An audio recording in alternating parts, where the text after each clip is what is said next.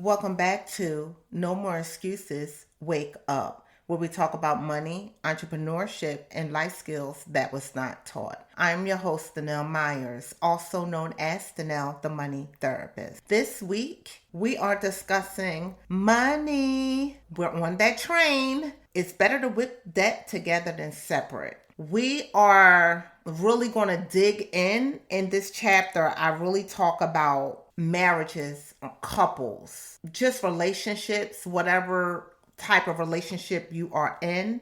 And I bring Tony in this chapter, and he has a part in the chapter where he talks to the men and just how we as authors think and how we work in our marriage when it comes to money. I know everybody don't like to put their money together with their spouse, with their loved one or their significant other. You're not feeling that.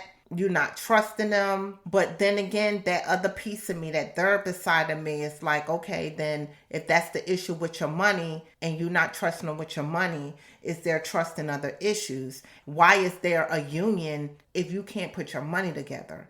Because I go into detail in my book, and I say, according to a survey from SunTrust Bank reported on CNBC, finances are the leading cause of stress in relationship for couples age 44 to 55. And that's because you're not putting your money together. There's no financial stability, and you haven't really learned how to be true to your money in the marriage, and you separate it because everybody not thinking the same, right? You can't trust that person. Trust me. I know, I understand, I believe it. Tony and I, the way we handle money, even though I am who I am and I am the money therapist, we do see things in alignment together, but we don't always see things 100%. And that's just how we're wired, right? That's how we are. Whoever that's better with money will be the one that would do the budget, but you also have to trust each other. And in our opinion, if you're not 100% trusting that person, then what's going on even more? What I did was I really broke down, there was not enough money. It was that we both came into the marriage with debt. So now everything was double, and it was double debt, because now when you come into a marriage, your debt, it becomes one. So now we had double debt. This means double the car payments, double the credit cards, double the children, double the care, double the cost when it comes to children, double the debt when it comes to children. I brought in student loans. He didn't. I had a mortgage. He came and moved with me. I said, Tony put me in a charge off paying the bills. He put me in charge, like in charge. He charged me to pay the bills as long as he had money in his pocket for lunch and bowling and spending. We had a lot of financial hiccups, seriously. And I want y'all to really dig into this chapter, because everything that you see is not always what it is. Although you may seen us smiling and or whatever, like even at that time, I don't think I really had a social media presence. I really wasn't super happy with our finances. I shared how I felt. Tony was a bachelor who was used to spending his money on whatever and whoever that he chose. And I was a single mom of 3 trying to get by. And when you put those two together, you have to combine the minds, and the mindsets have to change. And that was difficult for like 3 or 4 years of our marriage. And I really talk about a lot of this on my podcast, and we talk together, him and I.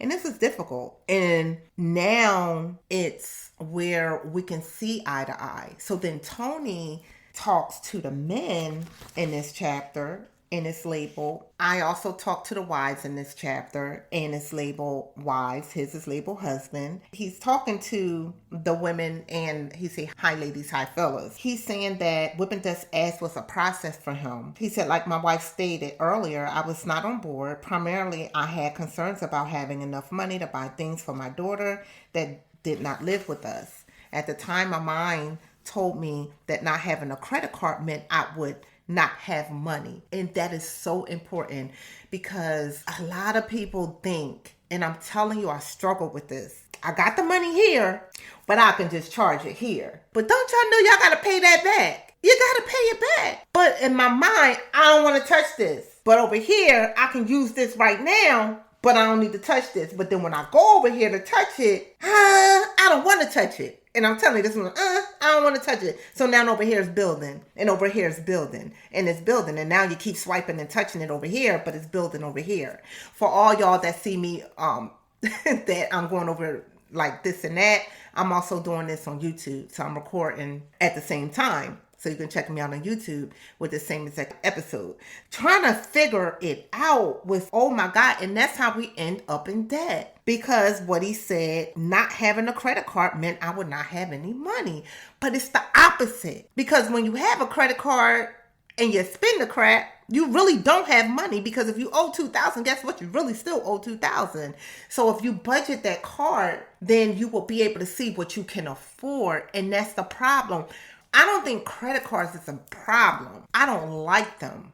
I don't think it's a problem if you know how to manage it. I know people that can manage their credit card. They spend $1,000, they pay it off, and they can afford it. And that's the problem. People can't afford to spend that $1,000 in a month because you're not budgeting. If you budget and you put that debt in your budget, then you would be able to know what you can afford. In my spreadsheet, I have a spreadsheet that you can itemize everything that you're spending. It's not difficult. And if it's a credit card and you want to charge that credit card to get your points or whatever, that's fine. Put it in your budget. So make sure at the end of the numbers of my spreadsheet that you can be able to see your numbers. You have that in your budget. Whatever's in the red, what's left over is what you put on your debt. Because we're saving and we're living and we're budgeting and we're doing all that and we're investing at the same time, you're going to put that in my spreadsheet on your envelope side. If you want to spend in a month, you're spending $500, budget it and be able to afford it. That's all I'm saying, because that's attached to your credit. And that's all I'm saying. So what he said, that was real. He said, as a father, I did not want my daughter to want for anything. I also never said no to any of her wants, as most fathers do. I was faced with the fear of disappointing my child, but I also understood that my marital money situation was a dire and needed to change. That was true. When you have a blended family, a lot of things that you did do, and now you have people or other people and other lives that are mixed in, and you have to be able to think about what is good for your marriage first, and then what it will be good for your children. And then that's all changed. And it was difficult. And he said, combining her business profits and my willingness to work overtime, we successfully got rid of $50,000 worth of credit cards and car loan debt in 1 year. It was really 11 months. He keeps saying 1 year. He said that till this day. I now understand that budgeting must be a way of life. And budgeting definitely has to be a way of life, because in this chapter, when we really talk about it's better to whip debt together than separate, and so many women, my friends, and my family, they're like, nah, I ain't doing it, whatever, we gonna do it separate. And I personally can't, everybody not gonna agree, and I'm not here for everybody to agree. We all have our own opinions, but the way that I teach, if you have a significant other, you're married, or whatever your living situation, you put your money together. Because when you put your money together, if we talk about trust here, if you put your money together, you can be able to see it and understand it, and you'll have more. And we're not secretly doing anything, because it's called a lifestyle change, and it's called the budget. And with that budget, it's also called a plan. And when you're planning something, you make sure that you have that money for it. You put it up, but you have to trust each other. So we talk about that. We talk about the difficulties, how hard it was, how Tony at the time, his career as a correctional officer, me in the field of mental health, and then me transitioning over and starting these businesses, and then how we had to put all of that together. And it was very difficult to do that. It was difficult to change our single mindset of me being a single mom of 3 and him being a bachelor doing whatever, being a bachelor. And we had to change that. And when we put that together, it was a disaster. We are 13 years a living proof that everything don't have to be a disaster, that you can put your money together, you can talk. This platform is about money, entrepreneurship, and life skills that was not taught. This was a life skill that we had to learn because it was not taught to us. We didn't learn it. We come from broken homes. My father, he was abusive. To my mom, she did what was best for us. our family was broke up. We were not together. I was young living in New York. I was very young, but I remember that. I remember living in New York. I remember living in Harlem. I remember 125th Street. I can remember it. I can remember the foods that I taste.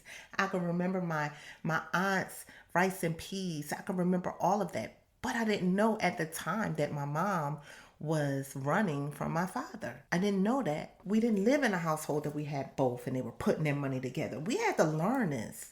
And us learning this, we struggle together. And that's what you see in this chapter. And that's what is outlined in this chapter. The struggles and everything that we did just to be able to live again. Budget, travel, save, look at the money, and not argue over finances, which a lot of marriages end up in a divorce because of money and because you don't know what this person is doing. And when you don't know what this person is doing, they can do whatever with their money. You don't know what they're doing. You don't know if they out in a hotel. You don't know what they're doing with their money because you don't know. And we're not doing it because of that. We're doing it because, in our opinion, your money should be together. But everybody don't agree with that. And that's fine. People, they say, well, Tony don't understand. He'd be like, oh my God, like, how can you say that that's her money? You getting a loan from your wife or you getting a loan from your husband. Like, he's like, that don't make no sense to me. And it don't make sense to us. But again, that is our opinion. It don't make sense. And that's not how, when I even teach or consult, your money together. We're going to whip this money together. So chapter 4, it's better to whip debt together than separate in Whippin Debts Ass. In my book, Whippin Debts Ass, please leave your reviews on Amazon and comment. Also at contact@StenellMoneyTherapist.com. You can leave an email and I'll comment back to you. Also on Instagram, Facebook, I'll comment back to you. And that's what we are. So chapter 4, it's better to whip debt together than separate. If you're married, if you are with your loved one, if you have a blended family, if you with your significant other, it's better to whip that together than separate. No more excuses. Wake up.